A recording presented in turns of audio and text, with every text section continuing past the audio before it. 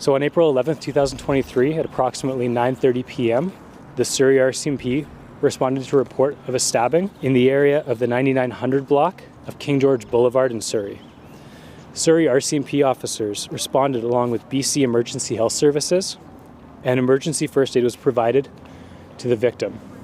Sadly, the victim died as a result of his injuries shortly after being transported to hospital.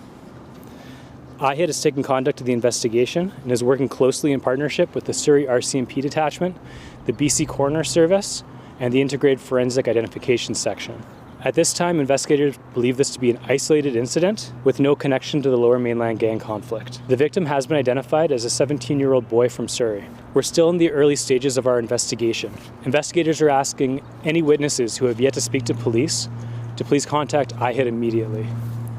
We're also asking that anyone with dash cam footage who is in the area of the 9900 block of King George Boulevard last night, the 11th of April, between 9 p.m. and 10 p.m., please check your video. If you do have dash cam video, please contact IHIT immediately at 1-877-551-4448 or by email at ihitinfo@rcmp-grc.gc.ca.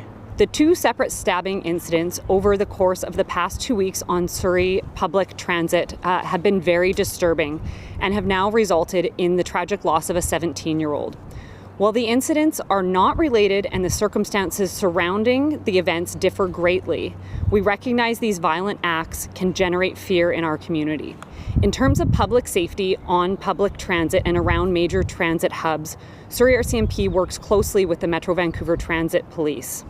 We have a dedicated unit, our mobile street enforcement team, who patrol on bike and foot around busy centres like malls and around major transit hubs.